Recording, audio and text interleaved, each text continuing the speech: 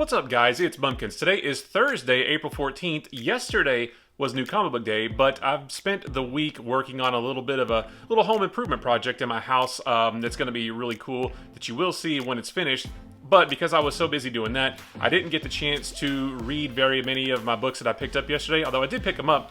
But yeah, so this one might be a little bit shorter just because I haven't gone through all these yet. But yesterday, as always, I went down to Infinity Flux here in Chattanooga, Tennessee, for another big old stack of books and some other really cool goodies as well that I can't wait to show you. But we will start off with just the regular comics, starting with Marvel, starting with Black Panther number 5. This one is just continuing the story of T'Challa and his secret group of like sleeper agents that he's placed around the world.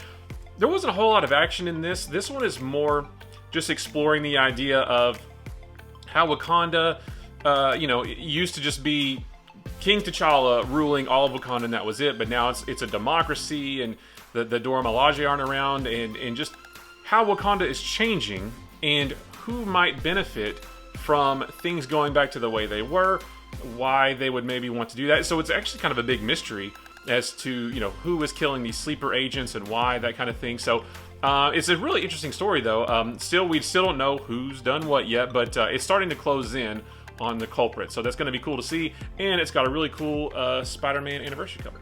Next up is Elektra number 100, so 100 being the legacy number. What's cool in this book is that it actually shows you all the covers to all the different series, and basically they're factoring in all the the mini-series from the 80s, like the Elektra Assassin mini-series, and the other one after that I can't remember what it's called. And Elektra's had different series over the years, and they're just sort of adding all those together, and by the time you count all those up and then add this one, this is a number 100, so I didn't get the chance to read this one yet. I think there's two different stories in this one. I did flip through this one, though.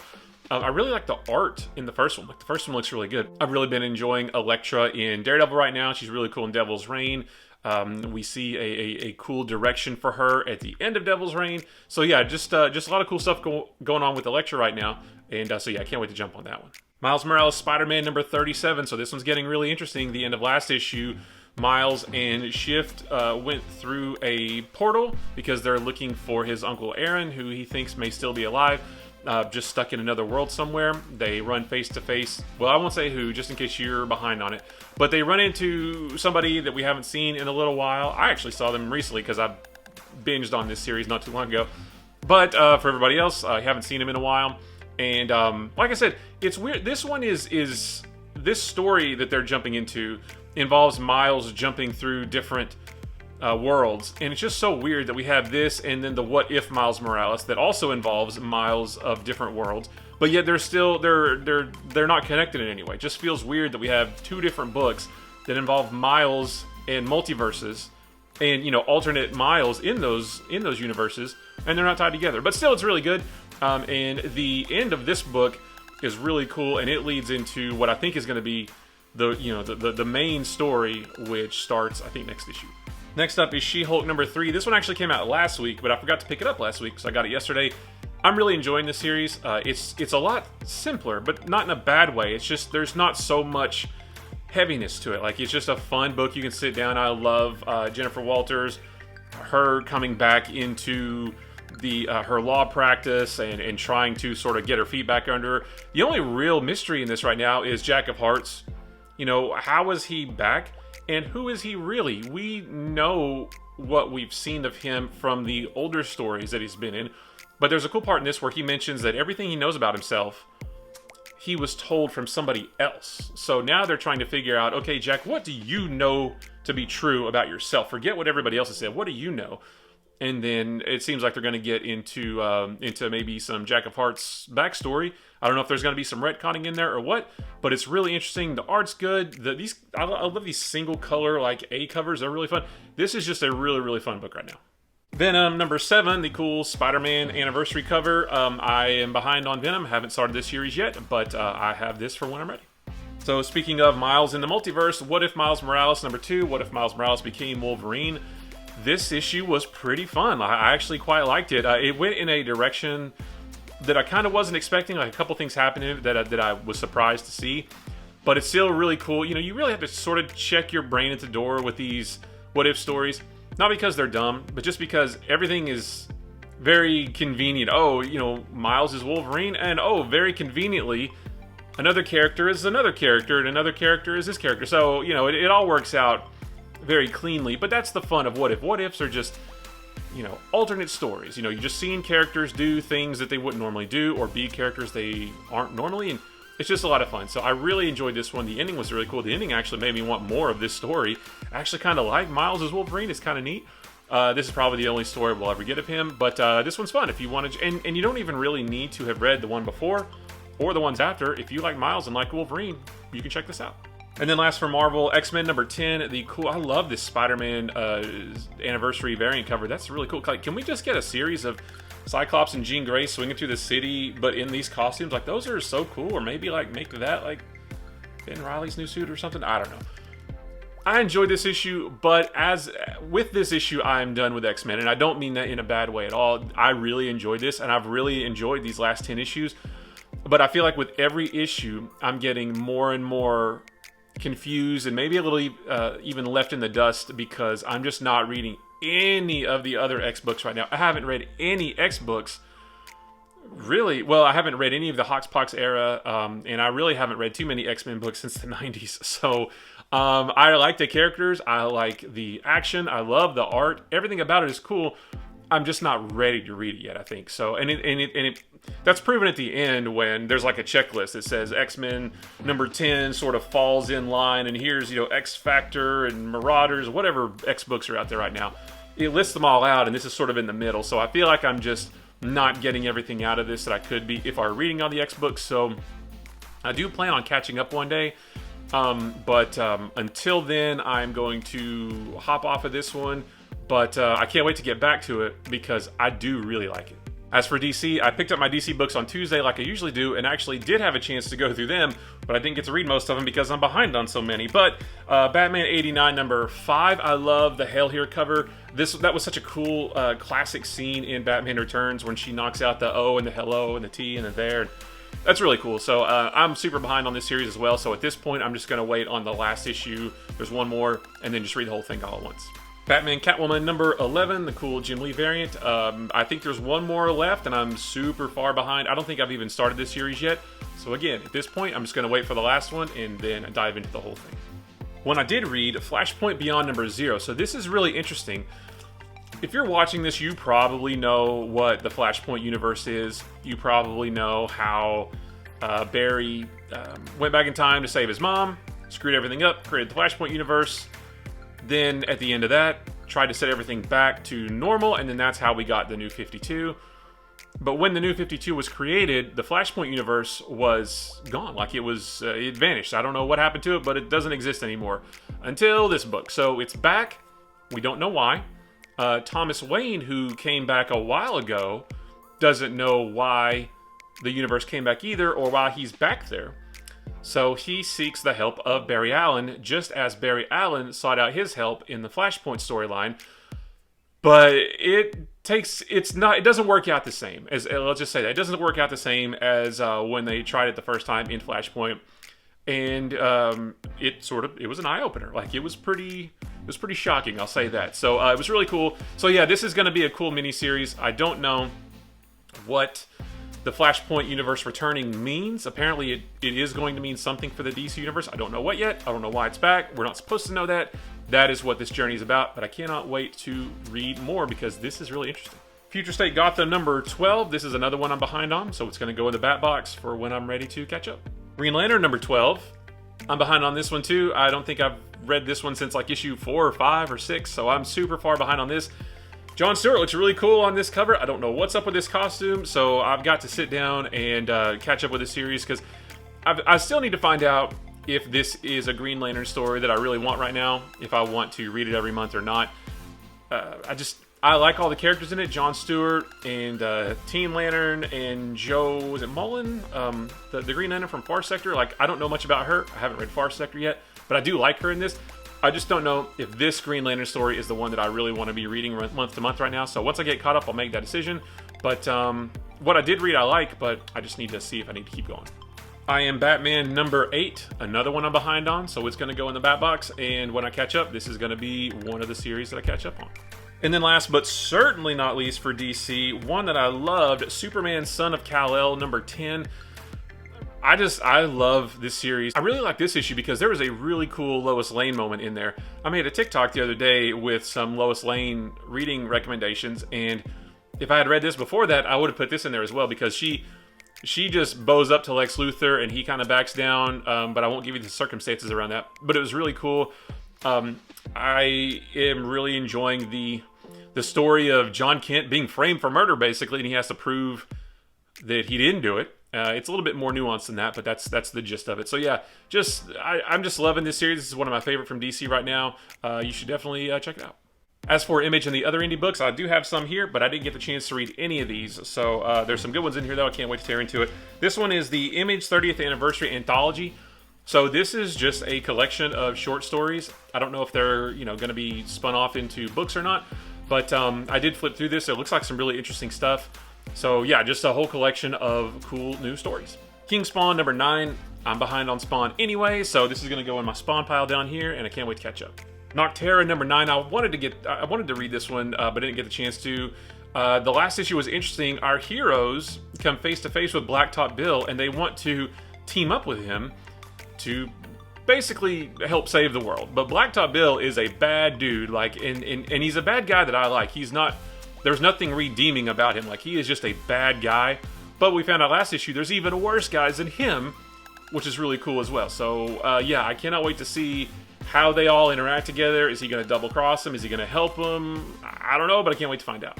And then last for Image, A Town Called Terror number 1. I actually haven't said this in a while, but I don't remember what this book is about, but it sounded cool when I pre-ordered it, so I can't wait to sit down. I love the cover. I don't know what it is. I think it's like a horror book, but I'm not sure. But I cannot wait to sit down and read it.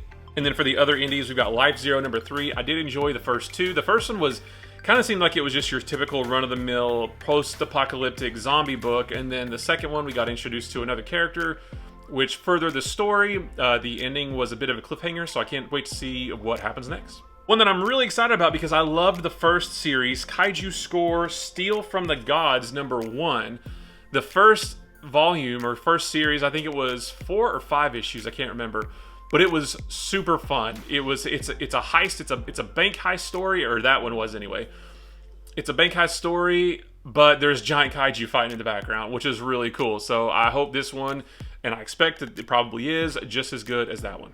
And then one that I picked up, I didn't pre-order this, and I don't know what it's about, but I'm a sucker for these. This is Midnight Rose from Aftershock. This is a one-shot, which is why I got it. I try to buy most of my indie books now, my Image indie books, all through trades, because those types of stories are better read that way. But this is a one-shot, so this is it. If this had been a series, I would have waited for the trade. But because this is the only one, I decided to go ahead and get it. I don't know what it's about, but it looks cool, and it's written by Jim Starlin, creator of Thanos. Hello, that's got to be cool, right? So yeah, that one's going to be cool to read. One that I didn't read, but only because there's no dialogue. This is the G.I. Joe 40th Anniversary Special. So this is basically the G.I. Joe number 21, the silent interlude issue, where Snake Eyes goes to rescue Scarlet from Cobra. This is that again, but with a different art team doing every page. So they're replicating. Marvel did this with Fantastic Four number 1, and I think Giant Size X-Men number 1. A different art team sort of replicated each page of the original issue. What's cool about this is once you're done reading or looking through all the new stuff, the original issue is behind all that. So you can actually look through the new stuff and then go back and see how close it came to the original. So I thought that was really cool. There's also some extra bonus features in here as well. So yeah, really cool. I love the cover. This was just a really cool story. So I didn't read it, but I did read it because I went ahead and flipped through it all, and it looks really cool. And then the last one is The Last Book You'll Ever Read, number 7. I think I'm behind a couple issues, and I think I missed number 6. So when I'm ready to catch up, I'll probably have to grab that one digitally. But from what I remember, where I left off, things were getting really interesting. The author, whose name I don't remember, she knew more than she was letting on about the ruckus that her book was causing, let's say that. So we'll have to find out how much she knows when I catch up. And then one from the dollar bin, just because I'm a sucker for these. This is Shattered Image number 1. So I'm kind of a sucker for these Image books that were supposed to be something and then never really went anywhere. I think this is a 4-part mini-series. I don't remember if I ever read it back in the day or not, but I think it's supposed to be some kind of big Image crossover, because we've got Gen 13, Ripclaw from Cyberforce, and the guy from Wetworks and Spawn and Savage Dragon. Like all the greats are there, all the hits. So I don't know what it's supposed to be about, but it's just fun sort of looking back and being jazzed about this kind of stuff. There were so many big ideas at Image at the time, and there were so many egos that got in the way of all that, so it's too bad that we didn't get what could have been cool, but it's cool to look back on it. But holy cow, the fun does not stop there. I got some really cool extra goodies as well. The first one being Time Before Time, the second trade paperback. I was buying this in single issues, and it was really good, but I was having trouble keeping up, and again, it's one of those stories that's better read in trade, so I need to go back and just reread those first. I think 5, and then this, or maybe 6, because this is collects issues 7 through 11. So it's a really cool story. I just need to catch up and get all the way through this. Next is a new Reckless book, The Ghost in You, Ed Brubaker, Sean Phillips. I haven't read any of these Reckless books yet, but I do have all of them. I love this team, though. I've read some of their older stuff, Criminal, and shoot, I can't remember.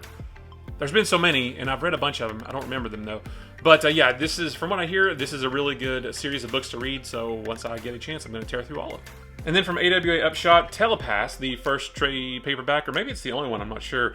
I could have sworn that this was part of the Resistance universe because the synopsis sounds the same where, a large population of the planet gets abilities, but I guess this is different. That's my own ignorance because I haven't read the Resistance series yet, although I do have all those trades as well, so I can't wait to jump into those. But I guess this is separate, but it still sounds pretty cool, so when I get a chance, I am going to pour through this one as well. So one that I pre-ordered because it sounded really cool, but it's even cooler than I thought it would be. This is the Weapon X Gallery Edition. So this is a hardcover that reprints or collects Marvel Comics Presents 72 through 84, which is the awesome Weapon X storyline from illustrated by Barry Windsor Smith, whose art I am enjoying in the old Conan from the old 70s books right now. This is the story that sort of gave us a good look anyway, a good in-depth look at Wolverine's origin. What's really cool about this, nice hardcover, but I had no idea that it would be like this. That's a regular size comic right there. And then this is the rest of the book. So this thing is huge. Nice big pages. I know you can't even really see that, but I mean, just these nice big colorful pages. I've read this before. I think I even have a trade of it, but I don't have anything like this. I was hoping to get to the page. There it is right there. Back up. Yeah, I mean, that's just awesome. Everybody knows that image, and just seeing it this big and this colorful, it's awesome. So yeah, I can't wait to reread this story because it was really good in the first place, but this big and this awesome, that's awesome. And then I know you guys like these. I got a couple of big boy books. The first one I wasn't planning on, but Infinity Flux sits this stuff on the counter and just I can't stop myself from buying it because it's so cool. So this is the Jason Aaron run of Doctor Strange. This collects, well, that run, the 20 issues, which I think is the whole thing, in an annual, and then another Doctor Strange story as well. So this is one of the thinner ones. This isn't as much, but I've always wanted to read this. I had planned on reading it on Marvel Unlimited at some point anyway. But yeah, I'm happy to have this, and probably after I see Doctor Strange and the Multiverse of Madness in a couple weeks, I'm probably going to be on a big Doctor Strange kick, and this is going to fit that bill. And then the last one is the Volume 2, the Fantastic Four by Jonathan Hickman. I got the first one a while back, and this is going to go with it. I really like Jonathan Hickman's run on Fantastic Four, especially, well, this is the, it's just the Future Foundation stuff. This is after Johnny Storm died and Spider-Man joined the team. So that was all really good. I really like his first run, though, the whole Council of Reeds thing. I think that was in the first omnibus, though. So yeah, just really good Fantastic Four stuff. This has art, I think, by Steve Epting and a whole bunch of others, so it looks really good, too. So yeah, I had to get that one. So holy cow, guys, that was an awesome haul. It was a huge week, and I love that it's a huge week, but it was bad timing because I wasn't able to read a lot of this stuff, but it's going to be worth it. I can't wait to show you guys what I'm working on upstairs in my house. It's going to be really, really cool. So guys, I appreciate you watching. If you like this video or any of the other videos on my channel, maybe consider hitting the subscribe button. If you like this video, give it a thumbs up. If you didn't like this video, give it a sarcastic thumbs up.